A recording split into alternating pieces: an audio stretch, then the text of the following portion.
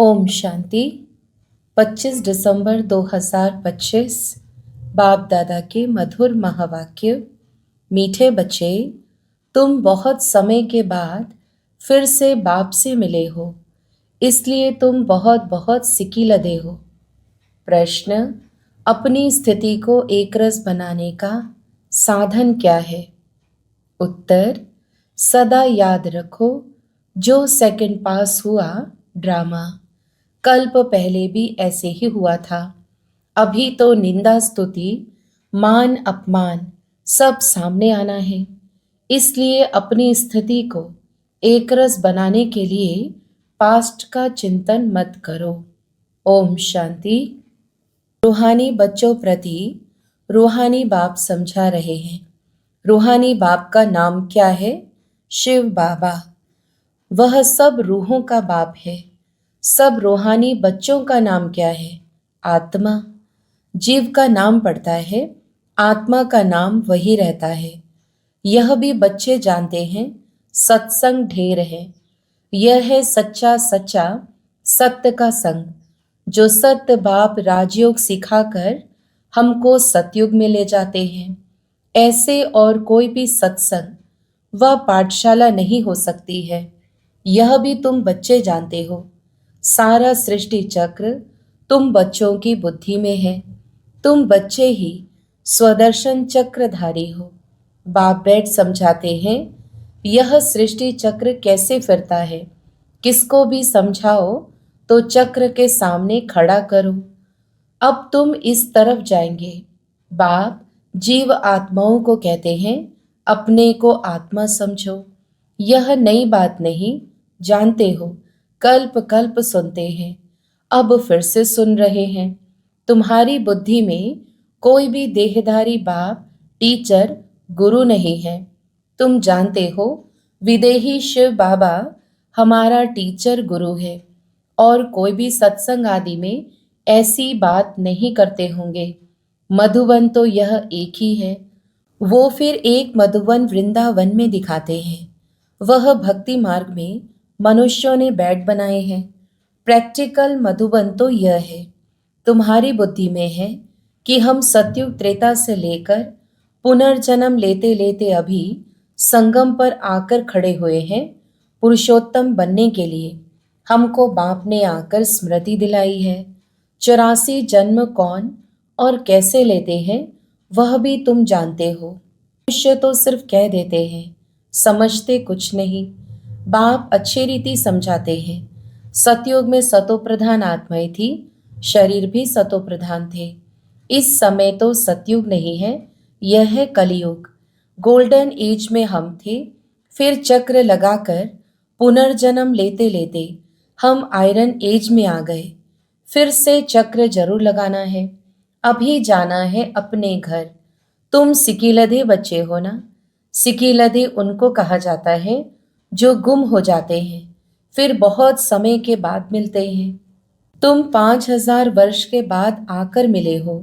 तुम बच्चे ही जानते हो, यह वही बाबा है जिसने 5000 वर्ष पहले इस सृष्टि चक्र का हमको ज्ञान दिया था, स्वदर्शन चक्रधारी बनाया था। अभी फिर से बाप आकर मिले हैं, जन्म सिद्ध अधिकार देने के लिए।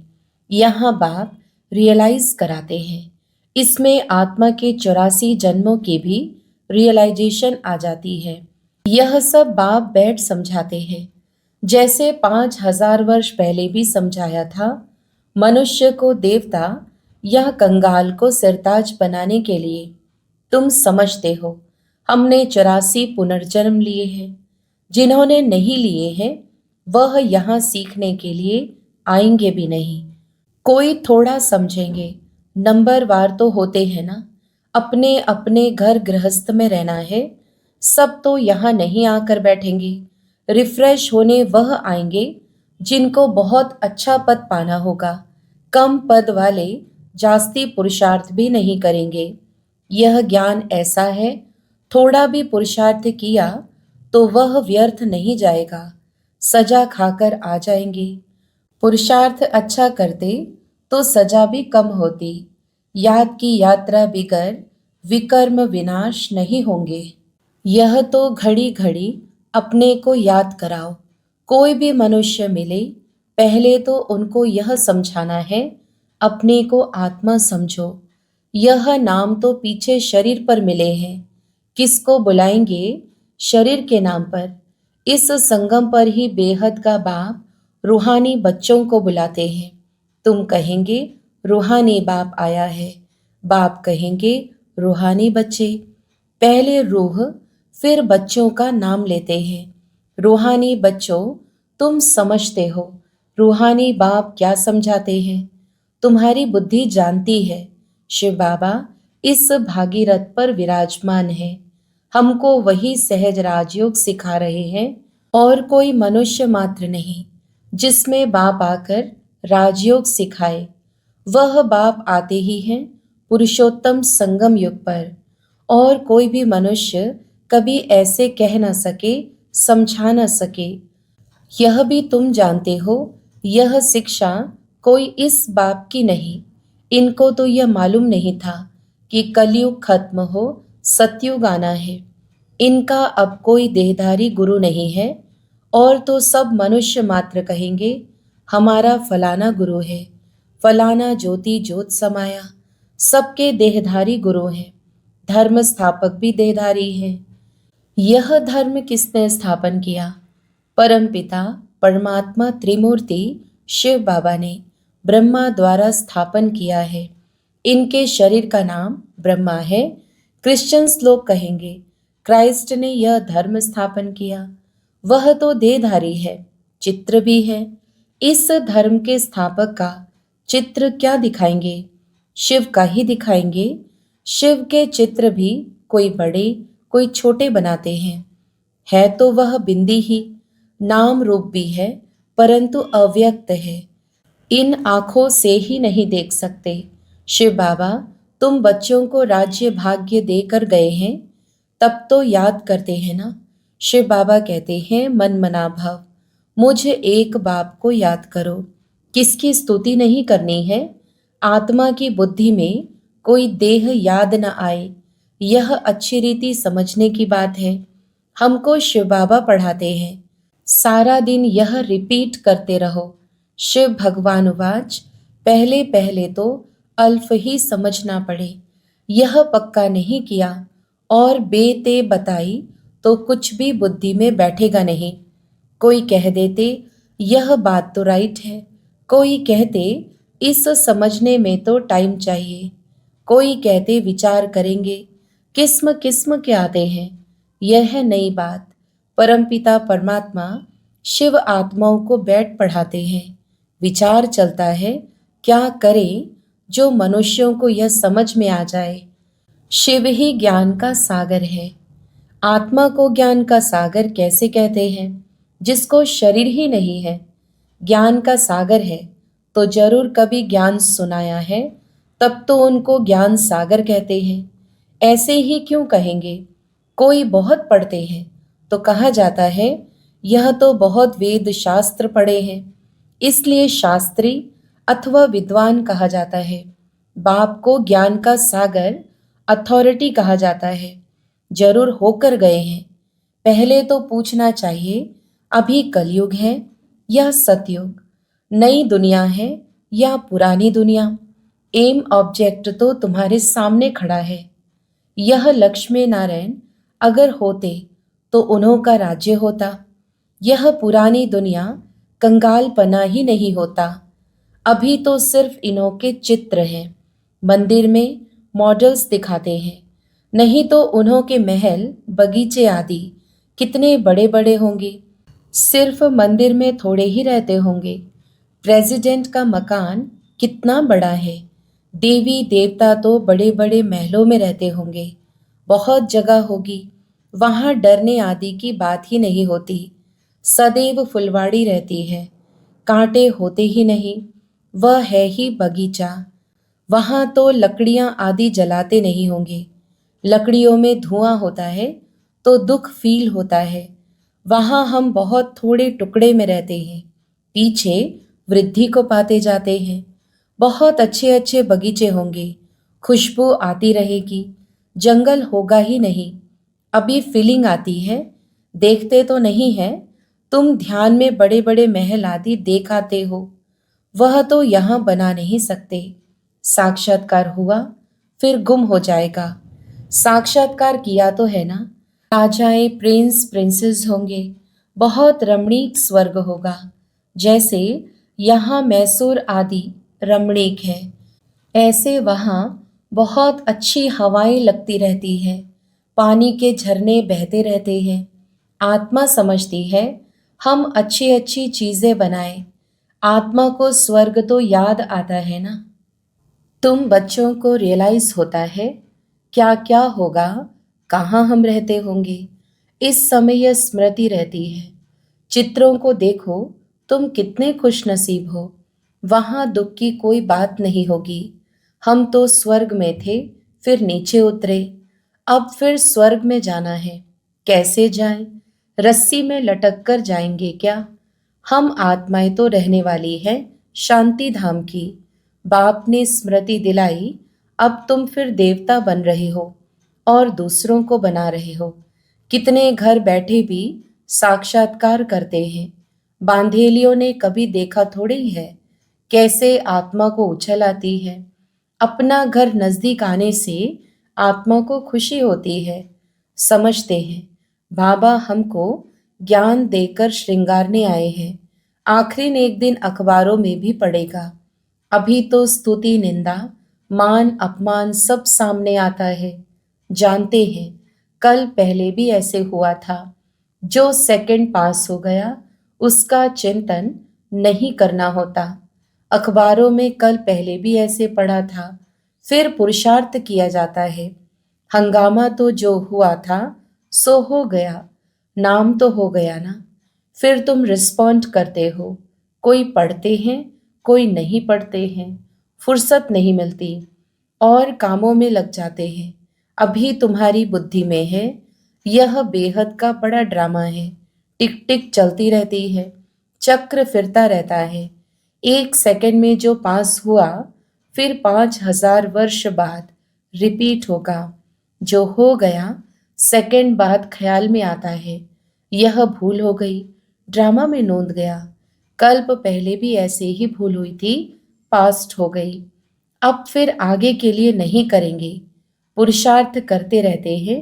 तुमको समझाया जाता है घड़ी घड़ी यह भूल अच्छी नहीं है, यह कर्म अच्छा नहीं है, दिल खाती होगी।